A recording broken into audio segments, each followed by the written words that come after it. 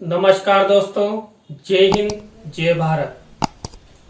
Welcome my YouTube channel CD RK Saini BEd classes.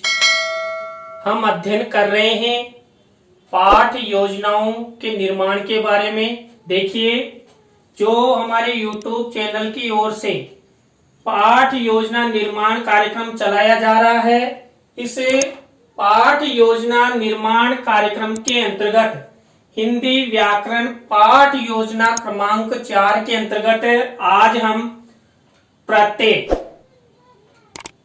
के बारे में एक पाठ योजना का निर्माण करना आपको बताएंगे।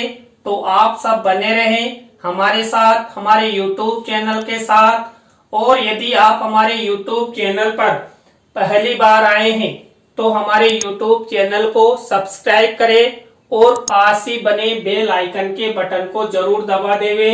देखिए, जब हम व्याकरण की पाठ योजना का निर्माण करते हैं तो सबसे पहले वही शामपट्ट पूर्ति का निर्माण करते हैं। शामपट्ट पूर्ति के अंतर्गत हम कक्षा, दिनांक, विषय, विधा, कालांश, कालांश का समय और बीच सेंटर में हमारा प्रकरण लिखते हैं। देखिए, यहाँ पर इसी तरह शामपट्ट पूर्ति का निर्माण किया गया है। शामपट्ट पूर्ति के बाद हम उद्देश्य बनाते हैं। देखिए, यहाँ पर हम जब हिंदी व्याकरण की पाठ योजना का निर्माण करते हैं तो 6 उद्देश्य बनाते हैं। 6 उद्देश्यों में पहला उद्देश्य है ज्ञानात्मक। अब देखिए, ज्ञानात्मक उद्देश्य को लेते हुए और हमारे प्रकरण को ध्यान में रखते हुए यहाँ पर विशिष्टीकरण और अपेक्षित व्यवहारगत परिवर्तन का प्रयोग किया जाता है, निर्माण किया जाता है।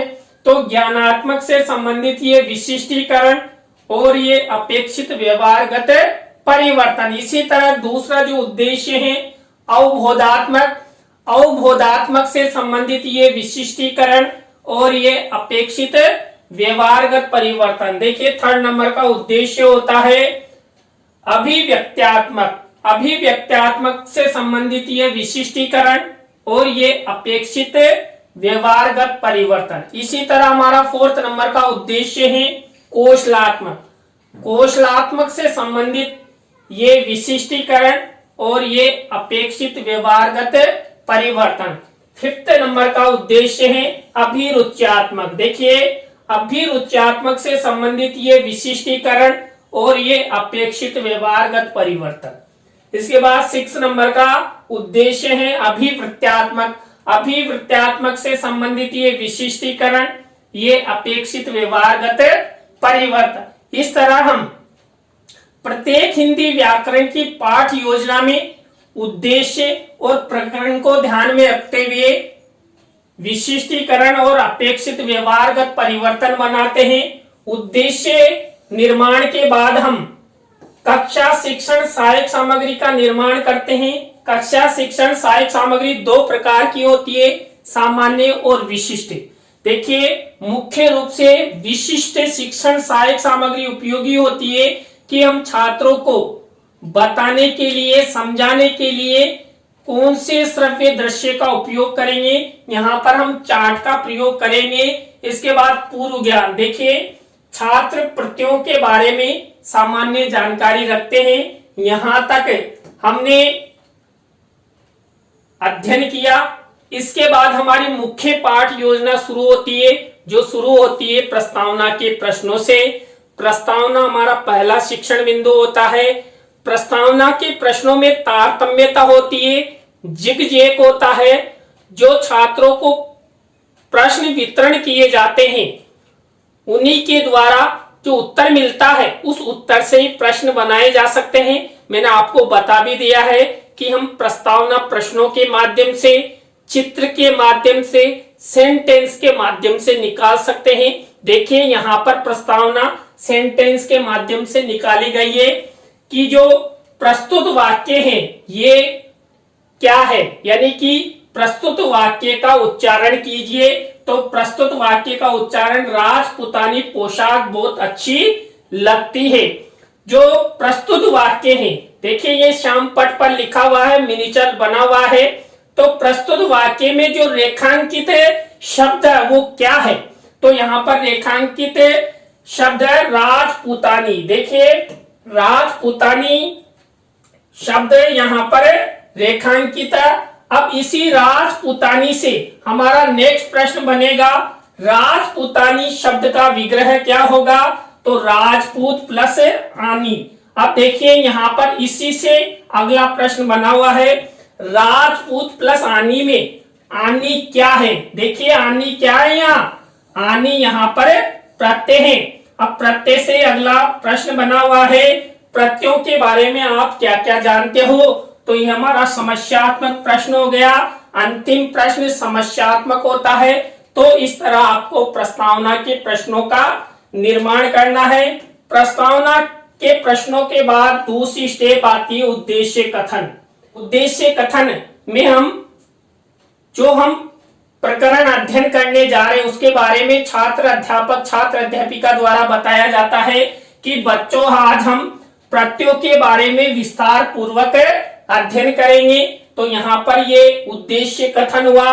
उद्देश्य कथन के बाद हिंदी व्याकरण की जो पाठ योजनाएं बनती है उनमें थोड़ा परफॉर्मा अलग अलग होता है। तो यहाँ पर जो संधि की पाठ योजना का निर्माण करते हैं उसी तरह का परफॉर्मा प्रत्ययों के रूप में प्रयोग में लाया जाता है। सबसे पहले हम करते हैं विश्लेषण। देखिए विश्लेषण के अंतर्गत हम 3 उदाहरण लेते हैं। यहाँ पर पहला उदाहरण देखिए सफलता। अब सफलता जो उदाहरण है शब्द है उसको ध्यान में रखते हुए यहाँ पर प्रश्नों का निर्माण किया गया है। ब्लैक शीट पर ये मिनिएचर लिखा हुआ है। देखिए परिश्रम सफलता की कुंजी है, ये सेंटेंस है। अब इस सेंटेंस के माध्यम से यहाँ पर छात्रों से प्रश्न उत्तर पूछे गए हैं। प्रस्तुत वाक्य में रेखांकित शब्द क्या है? प्रस्तुत वाक्य में रेखांकित शब्द सफलता है। सफलता का विग्रह क्या होगा? सफल प्लस ता। अब यहाँ पर सफल प्लस ता में जो प्रथम पद क्या है? सफल है। द्वितीय पद क्या है? ता। अब यहाँ पर ता क्या है? ता क्या है? ता प्रत्यय है। इस तरह आपको प्रश्नों का निर्माण करना है। इसके बाद इसी तरह दूसरा उदाहरण देखिए जलन। अब जलन यहाँ पर सेंटेंस का निर्माण किया गया श्यामपट्ट कार्य में। मिर्ची खाने से जलन हो रही है, जलन को अंडरलाइन किया गया है। उसी तरह हम छात्रों से प्रश्न पूछेंगे। 5 प्रश्न देखें यहाँ पर पूछे गए हैं। प्रस्तुत वाक्य में रेखांकित शब्द क्या है? जलन। जलन का विग्रह जल प्लस अन। प्रथम पद जल, द्वितीय पद अन। अन क्या है? प्रत्यय है। इसी तरह देखिए थर्ड उदाहरण जलन के बाद मिलावट। अब मिलावट का वही मिनिएचर बना हुआ। आजकल खाद्य सामग्री में मिलावट रहती है और इस तरह ये 5 प्रश्नों का निर्माण किया गया है। तो ये विश्लेषण के अंतर्गत हम 3 उदाहरण लेते हैं। विश्लेषण के बाद हम क्या करते हैं? संश्लेषण। देखिए संश्लेषण में भी हम क्या करते हैं? वही 3 उदाहरण लेते हैं। देखिए जो विश्लेषण होता है उसमें तो एक बंधे हुए शब्द को हम अलग अलग विग्रह के रूप में करते हैं और संश्लेषण में विग्रह को एक रूप प्रदान करते हैं। देखिए यहाँ पर जो संश्लेषण के 3 उदाहरणों में देखिए पहला हमने क्या लिया? भूख प्लस आ। ये अलग अलग है, इनका एक रूप यहाँ पर छात्रों से बताया जाएगा। तो देखिए प्रस्तुत विग्रह क्या है? भूख प्लस आ। इसमें प्रथम पद क्या है? भूख। द्वितीय पद क्या है? आ। अब यहाँ पर आ क्या है? प्रत्यय है। अब इन दोनों को भूख प्लस आ को वापस मिला दिया जाए तो क्या बनेगा? भूखा। तो इस तरह ये संश्लेषण किया जाता है। संश्लेषण के अंतर्गत दूसरा उदाहरण लिया अपने बिक प्लस आओ। देखिए बिक प्लस आओ इन दोनों को मिलाएंगे तो क्या बनेगा? बिकाऊ। बिक क्या है? ये प्रथम पद है और आओ क्या है? आओ प्रत्यय है। तो देखिए यहाँ पर वही इसी तरह प्रश्नों का निर्माण किया गया है। थर्ड प्रश्न देखिए। थर्ड प्रश्न में नाटक प्लस कार। देखिए नाटक प्लस कार वही प्रथम पद नाटक, द्वितीय पद कार, दोनों को मिलाया नाटककार। अब इसमें कार क्या है? ये प्रत्यय है। तो इस तरह आपको ये संश्लेषण विश्लेषण करना है। संश्लेषण विश्लेषण के बाद हमारी 5वीं स्टेप आती है नियमीकरण। देखिए ये नियमीकरण का फॉर्मेट है हिंदी व्याकरण के अंतर्गत। ये नियमीकरण का यहाँ पर मिनीचर लगाया जाता है कि अब प्रत्यय की परिभाषा, प्रत्ययों के उदाहरण, प्रत्यय का क्या नियम है उसके बारे में यहाँ पर मिनीचर लगाया गया है। नियम को आपको एक कागज में लिखकर उसको यहाँ पर चस्पा करना है। देखिए मैंने नियमीकरण का मिनीचर अलग से ही बनाया है। अगला देखिए ये नियमीकरण का मिनीचर है। इसमें वही प्रत्यय की परिभाषा क्या है क्या नहीं है, प्रत्यय का नियम यहाँ पर दिया है। प्रत्यय कितने प्रकार के होते हैं आपको इसी तरह एक रंगीन मिनीचर का निर्माण करके इसको फोल्ड करके आपको यहाँ पर चस्पा करना है नियमीकरण मिनीचर में। तो ये हुआ हमारा नियमीकरण। अब नियमीकरण के बाद हमें अभ्यास कार्य, हमारी 6ठी स्टेप आती है किसके अंतर्गत है?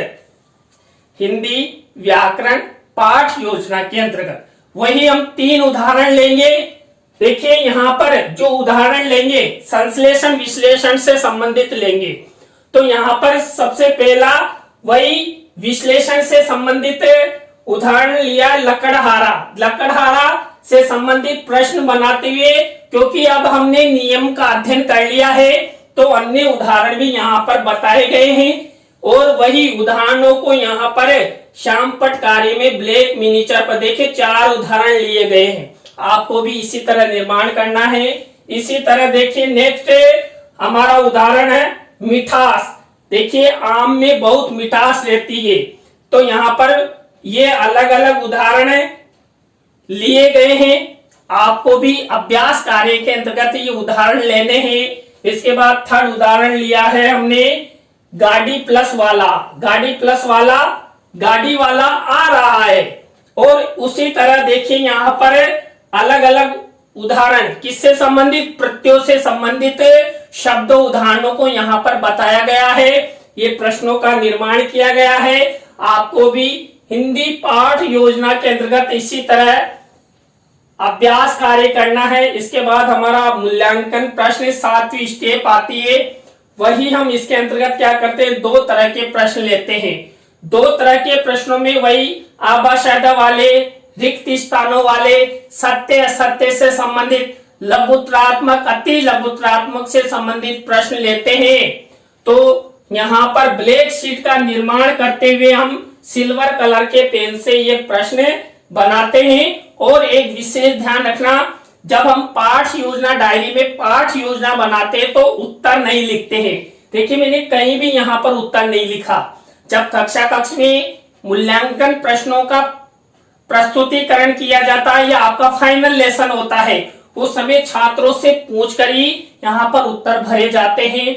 इसके बाद हमारी लास्ट स्टेप आती है होमवर्क यानी गृह कार्य की। जो हिंदी व्याकरण पाठ योजना है इसमें इस देखो श्यामपट्ट कार्य में वही ब्लैक शीट का निर्माण किया गया है और प्रत्यय की परिभाषा लिखते हुए प्रत्यय युक्त 20 शब्द लिखिए या 20 उदाहरण लिखिए। तो ये होमवर्क से संबंधित हमारी स्टेप हुई। तो देखिए आज की क्लास में हमने हिंदी व्याकरण पाठ योजना क्रमांक 4 प्रकरण है प्रत्यय से संबंधित पाठ योजना का निर्माण करना आपको बताया।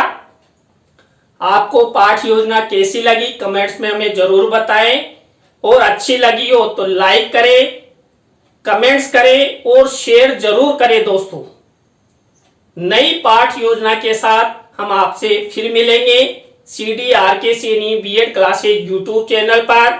तो जय हिंद, जय भारत, राम राम सा।